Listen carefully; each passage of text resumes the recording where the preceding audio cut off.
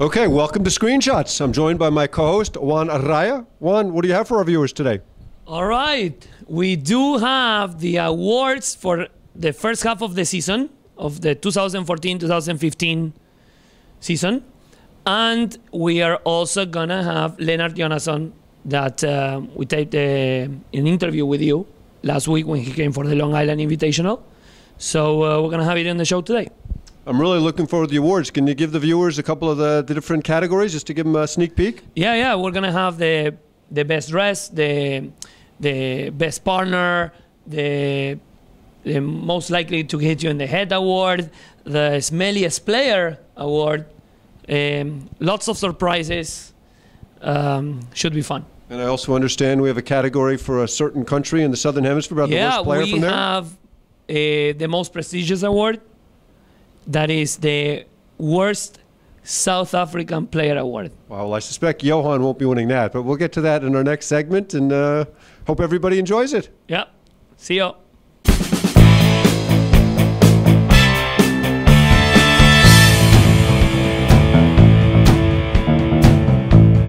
Okay, so Juan and I thought it would be a good idea to do some mid-season awards. Yes. And as is Juan and I's style, we stayed away from some of the conventional awards, but with some, how shall we say, more unconventional awards. Very unconventional. So the way we're going to do it is we took a survey of about 50 to 75 of the top players. Yes. And we have their responses. And we also posted on Facebook. I posted on Facebook, and I got a lot of responses there. That was fun. Yeah. So we're gonna go through the responses. We're gonna give you the players' vote, and then Juan and my vote, and who we think. Well, yeah, and also because we like to get in trouble, so these people will know who we vote for. Okay, so why don't we start off with the best rain player? Okay, so the best rain player, the winner, this is what first we're going to always give the winner from the public. Votes. The voters, yeah. So the winner for the women is Roxy Anika. Roxy Anika, and the men is Mike Cochran. What do you think about that? Mike Cochran has been a terrific rain player for a long time. The only other person I would mention who I think has showed some terrific rain abilities, and being from London, I guess it's no surprise, is George Wilkinson. Well, but that would be your pick. I was asking about what you were thinking about the voters picking Mike Cochran. I thought the voters' picks were excellent. Okay, very good. I think that were very good too. Mike is a great rain player, and he played great in the Nationals against Mark and Johan. He had a great match, that one. And then about Roxy, honestly, I've never seen Roxy play in the rain, but some of the ladies have voted for her, and I guess they happened to play against her. Maybe it rained at Long Island for the women. Maybe Roxy would have done better. Yeah, that's true. That's true. The other person I would mention who's very good in the rain is Monty. Well, I don't know. Or Brian O'Connor, the mental giant. But so what your pick would be? I want to pick George Wilkinson, but I have to pick Mike Cochran. I would actually, my pick would be the same. I actually experienced to play against George in Long Island. He kicked my butt. He played great. And so I think the picks were pretty accurate. However, I will still pick Mike Cochran. Okay, our next category is the biggest surprise. Yeah. So the biggest surprise is actually, it was great because we got all kind of different bigger surprises. Teams or how they did in one specific event. And the winner for the biggest surprise in the women was Liz Cruz and Yvonne Hernandez winning the Long Island Invitational. Yep. And in the men's side, Mick Irdoya and Mark Innis getting to the final of the Patterson Open. So what would your pick be? I guess it depends on how you interpret the award. So I really thought the award was more about a seasonal effort. Okay. And I would say the biggest surprise, well, I knew they were going to be really good. I didn't know they would be this good, was Jared and Drew. Losing one match in 4 tournaments. I think that's really impressive. I knew Jared was playing the game at a very high level, but I'm a little bit surprised at how well they've done and how they've dominated. See, for me, that wasn't a big surprise because I actually happened to play with Jared for the past 3 years. It's such like he just couldn't play in tournaments because he was very busy working. But did you expect them to dominate the degree they have? I expect them to do very well, and they're doing very well. So for me, it wasn't a surprise. But I do think the surprise of Mark and Mick getting to the final of the Patterson, beating Lou Rose, then beating Sebastian and Martin, that was pretty good because they won 2 back-to-back really good matches. Yeah, I hate to correct you when you're wrong, but it happens so infrequently. I have to. That was the 16s and the semis that they won those two matches. Okay, yeah, well, but I'm one is almost never always wrong. right. So, yeah, I mean, for an individual tournament, I would say that Mick and Mark's breakthrough was very impressive, although Mick they're both very talented, so it's hard to call them that big a surprise. Okay. I know you never want to be too big a surprise, because if you're a really big surprise, then obviously nobody thought too much of you to begin with. Exactly. And we always think about the players and everyone. Yeah. In a good way and in a bad way. In a very good way. Okay, so the next one is the biggest disappointment. How did our voters find there? Well, so the biggest disappointment on the women's side was Lauren Gavia and Kerry Delmonico. And on the men's side, Lennart, Jonason, and Juan Araya.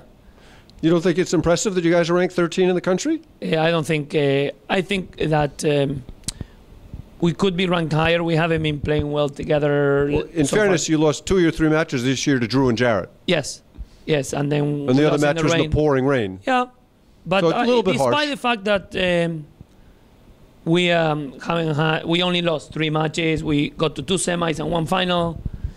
I think that for us it's a disappointment, and I do believe that I will have to vote for I will have to agree with the voters in this one. It's interesting because this is the category you're happy to be called on as the biggest disappointment, because obviously that means a lot of people had high expectations for you, yeah. as opposed to biggest surprise, which meant that everybody kind of thought you sucked to begin with, and they're surprised when you do well. Yeah, well, for us, from being number 2 in the country to being 13, it's not that great.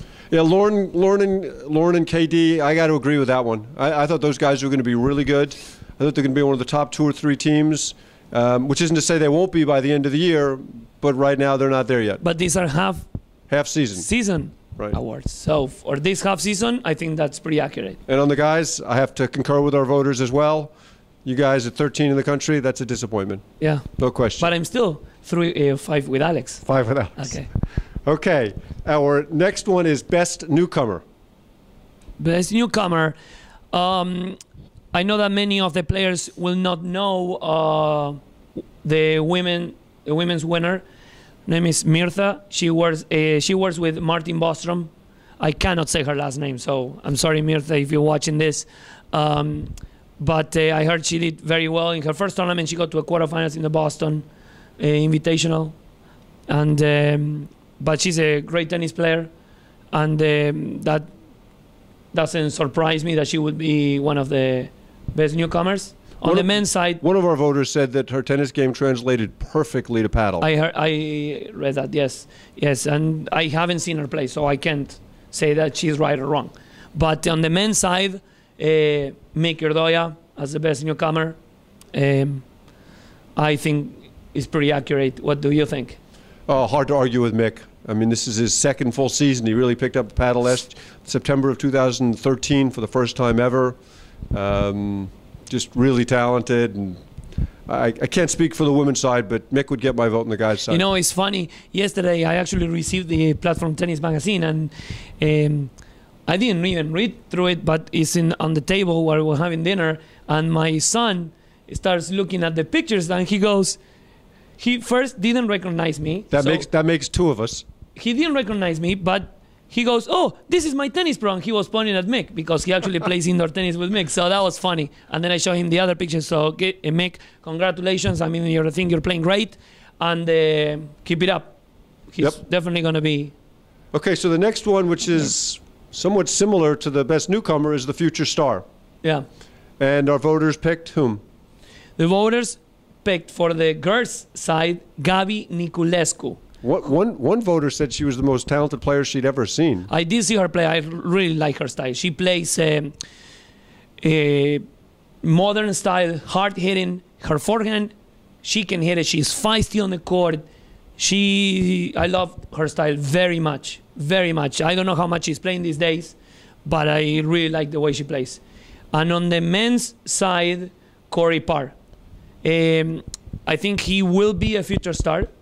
These days, I think he needs to play a few more matches at the high level.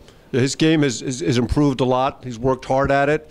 It'll be interesting to see how he performs in the second half of the year. So once again, I have to concur with our voters. In my case, I will not I like to Shocking. be against something. I think that the future start of the game, and once again, I cannot say his last name. Hopefully, you'll help me with this. Is Marek, the guy that the Polish the kid Polish who kid used that to work played for with Liz Jaffe. yeah, at that played Coast with Sands Von Point. Durant. Yes. At the charities, I actually got to a third set with Durant and Parsons. Yep. And actually, I heard from many players, including Johan, is saying that he's the real deal. Well, Mark Parsons' comment was he's legit, Okay, so which is high praise. I will have I to. think it's Czerzinski, Yeah. but I'm not certain. We'll have So to. I will have to vote for him. Okay, next category is the best tournaments. This was unanimous. Pretty much everybody. I mean, there were some votes for the Soundshore Invitational, for the Atlantic Classic? the Atlantic Classic didn't make the cut, but I saw the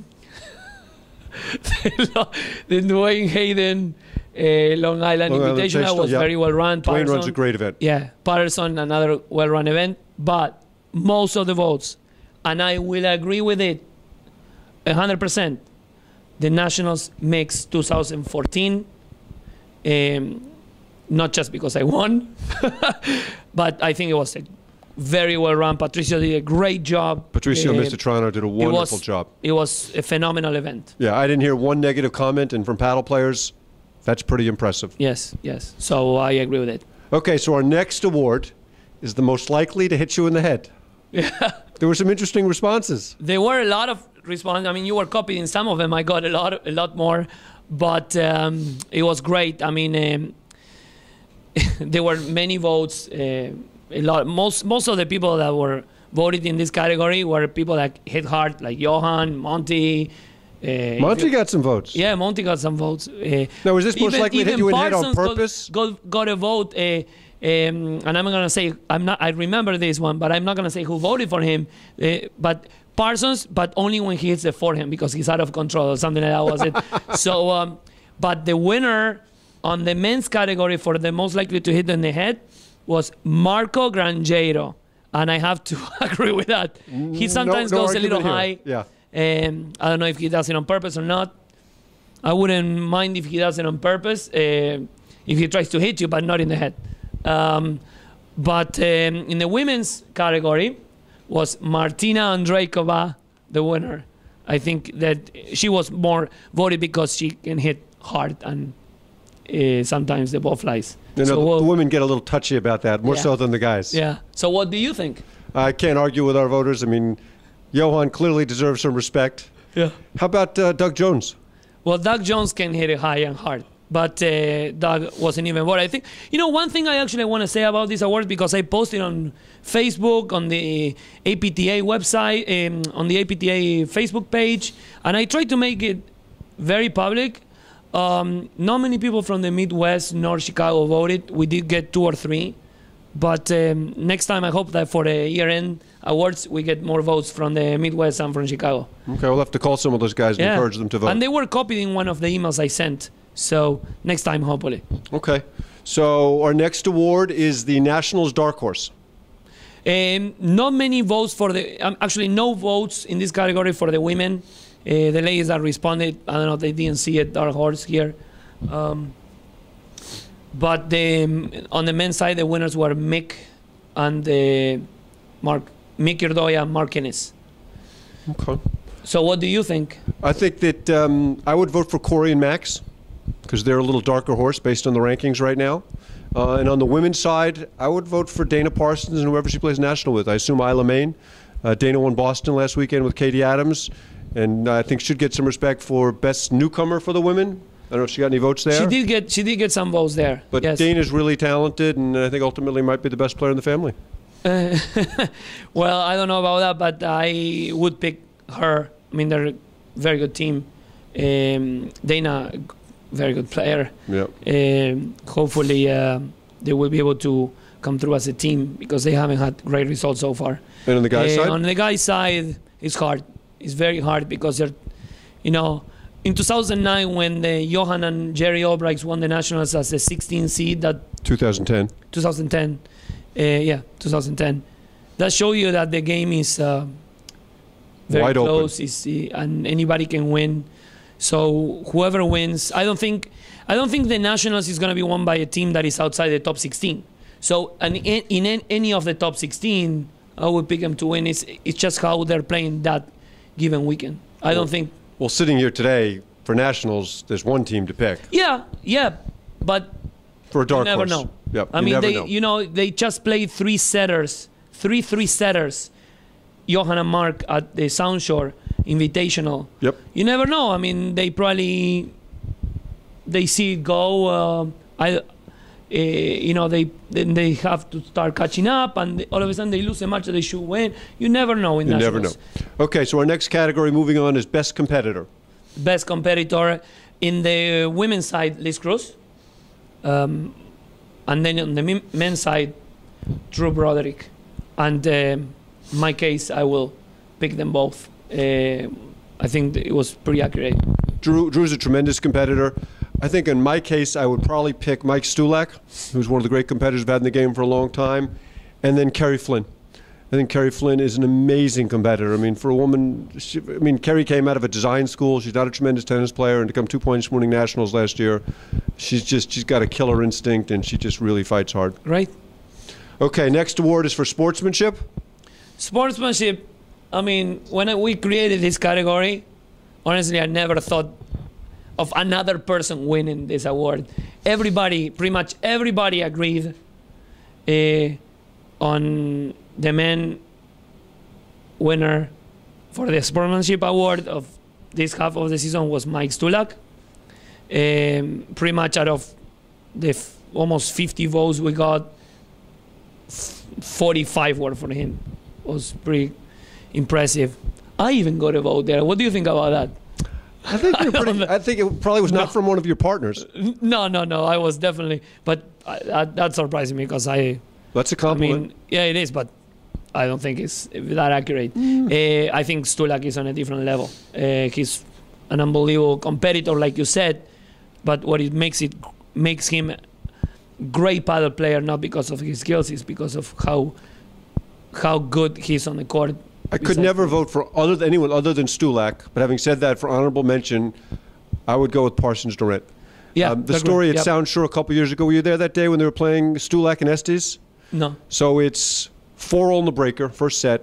Estes and Stulak have just played a perfect set. Johan hits a ball that's at Stulak, and it appears to be out, and Stulak, of course, calls it good. Johan wins the point 2 shots later. So now they're changing sides, and it's 5-4 Durant Parsons on the breakers. Obviously a critical point. And Johan says to Mike, are you sure that ball was good? And Mike says, I thought it was out, but I couldn't quite call it. Do you want to play a let? And Johan says, no, it's your point. So instead of turning sides 5-4 up, they turn sides 5-4 down. And to me, that just spoke such volumes about our sport and the sportsmanship of those guys. Great. Yeah, I agree. They're great. They're great at that. But I still think Mike.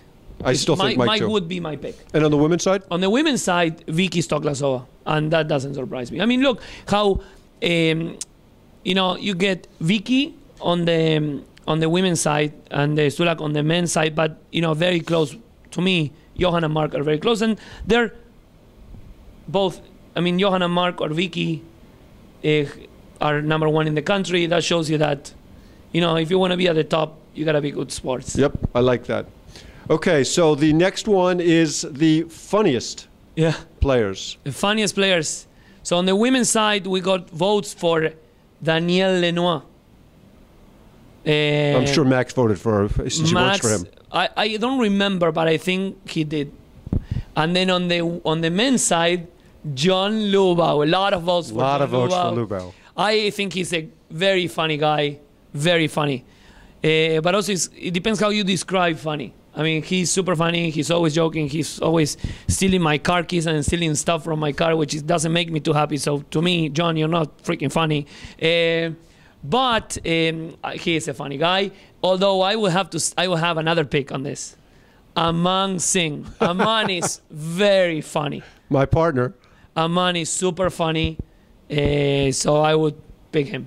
Just having played 4 sets with DJ Getz, I would think DJ deserves some votes. Well, Maybe but DJ is funny in a different way. Yes, in a different way. In a different way. He had us laughing pretty good today, though. Oh, my goodness. Yeah, it was good. And on the women's side, do you want to talk about Danielle? Any other choices for you? Danielle, I heard, she was very funny, good comments on the court, but that's all I heard. I Okay. never played with her.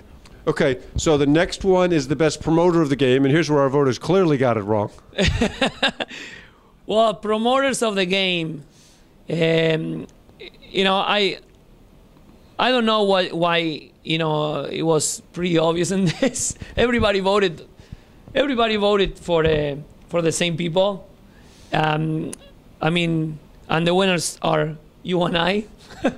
I don't know if what we do promotes the game. I do like to. Well, I would have voted for you. You do such a great job promoting play in this area and getting everybody out on the courts. To me, that really promotes the game. Yeah, well, and I'm not gonna do what other players do that call other players genius in the face, but I would vote it for you because I think that you do a great job trying to get all the players together. I think that we try to promote the game, but I don't know if we're the biggest promoters. Either way, it's a great compliment. It's a great. I love it. Yeah, right. we appreciate it. We appreciate it. Yeah. Okay, so moving on, best partner. Yeah, best partner. So on the women's side, it was interesting because also was how people. It was all about how they, take this question. What's for you? What is the best partner in the game? Either for you or who is the best partner that would play with different players. On the women's side was kind of Bobo and Tonya got the win. For playing together for 30 years? Playing together for a long time. So they're best partners. They're the best partner for each other. And that makes sense. Can't but argue. on the men's side, Mark Parsons got the win. And I think he is a great partner. A great partner for Johan. He lets Johan do what he has to do on the court. I think he is a great partner. Is he that was what the voters voted, and I respect that. I don't think Mark Parsons is the best partner because he matches very well with Johan. I don't know how he would do with other players. He did pretty well with Mike Stulak. He did pretty well, yeah. And he took the mental giant Brian O'Connor to the verge of a semifinal. I think he's a great partner. He's a great partner. But if I would have to vote for the best partner, I would pick Drew Broderick. Well, clearly Drew has had the best results with everybody. And it's a very individual question because, the best partner for me in terms of someone who complements my game or the best partner who's supportive on the courts, that might be two different things. Yeah. For instance, I played a tournament with Mark Parsons last year, and he was very supportive as he dragged me down to defeat. You're not quite so supportive, and I've won with you. So depending on how you define it, it's a different person. So it depends on each person. If you like to win, then you want a player that will get you the W, even if he rolls his eyes 100 times. If you like to have a good time, then you might pick somebody else. Well, so hard to argue with Drew. I think Drew is... To me, I think is the best partner. Okay. Our next award is the smelliest player, and I'm sure the women voted a lot on this one. No votes for the winner. No votes whatsoever. Nobody wanted to get even close to voting for this one. There were several votes for other people. Actually, the most common response was, "We all smell on Saturday afternoon." So that's pretty funny. But we got 7 votes for this one player this one player voted for me. So this one player said, "I'm the smelliest player on the tour." Although 7 other people, not including me, because these votes don't include your vote nor mine. 7 other people voted for Javier Ferrin Kranebitter to be the smelliest player on the tour. Did Andrea vote for him too? I don't remember. No, I don't think so. Andrea didn't vote on that. Andrea is very nice. No, Andrea didn't vote. But there were other players. And I can't give names. All this is anonymous. But yeah. So Javi won that award. Okay. And nothing on the women's side to speak of. Nothing on the women's side. Any comments on that? Anybody you want to throw under the bus? Nobody voted for anybody on that one. I can't. Otherwise, you know me, I would say it. Any truth to the rumor that Johan voted for Mark? I don't know. I think there were other kind of smells on one side of the court on one of the events. Yeah, I would vote for Peter Burka for that. Okay. Good. Okay, so the next award is the worst dressed player. Yeah. A lot of women again? No women voted for this one. I mean, come on, women. You got to vote for this. This is a fun thing. Nobody will get offended. And then if they do get offended, it's on us because we are saying it. So your name never comes out. And we're known for getting always in trouble. So the worst dressed player, winner, pretty much. Unanimous? 80% of the votes went for Mr. John Lubau. And I have to agree with it. And I have to agree with it. No arguing with that one at all. Even though he wore cool Nike shoes, the rest of his outfit is pretty much that he 20th found. century. Yeah, I don't know. Yeah. Okay. Now let's move on to best dressed player. Well, the best dressed player did get it. I mean, Javi voted for you there too? I don't think he did. I did get 3 or 4 names in this one. Max Lepierre was one of them. Nathan Lafever was another one. I don't know why, but again, like 60% of the votes went to me. I don't know why, because I'm always wearing the same white warm-up suits and sweatshirt. I guess that's what's in style these days. I don't know. I'm not wearing red shoes anymore, so... but yeah. I remember when you did a clinic at Arc Place, everyone called you Mr. Red Shoes. Yes, that's true. That's very true. But if I have to vote for somebody, I would vote for Nathan. He's always very well dressed, ready for the occasion. I would vote for Max's hair after he showers. Oh my God, Max's hair is the worst. I mean, How does he do that? We should have come up with a new category. How does he do that? Every single hair goes in a different direction. It's pretty amazing. He says he's just wild. He said it's setting it free. Oh my God. Oh. Okay, our final award, and this which is probably the most prestigious. The most prestigious award. And everybody, I mean, it was really great because many people didn't vote on some categories, but pretty much everybody voted on this one. And this one was one of the few awards we had that was for both the men and the women. Yes. Okay, so yes. the award is the but worst. But this is always, it goes to just one player. One player, right. Yes. The award is for the worst South African player. Yes. And dare I ask who our winner was? So the worst South African player of this half of the season, surprisingly, So stunningly, with 99.99% of the votes, was for Karl Lennart. Wow. I'm shocked. Even Faisal voted for him. Faisal didn't vote. But he would have voted for him. But I think he would have. He clearly would have. Yeah. I think that the only person that didn't vote for him, of all the responses I got, was Karl Lennart, because his response was, "I hate you guys." Which is kind of an acknowledgement of who he would have voted for. Yeah. It was a pretty good email. But just so you know, Karl, next time if you want to vote for somebody else, you're welcome to do so. You know, I got to say, it's pretty impressive that Karl actually read his email and responded to it. He did. Because that's unusual. It's very unusual. You noticed that Karl played 3 in the Premier League the other night? He did? Yeah. And he won in 3 sets, I saw. Yeah. Yeah. That's a little bit of a stack. Yeah. Max was very upset about that. Oh, my God. Maybe Karl will be playing in the women's court next week. Yeah. All right. So I hope you had a good time. This was really fun. Thank you for submitting all the responses. We're going to do another one right after Nationals. Yep. So we look forward to the end of the season awards. And that's it for our awards. Thank you.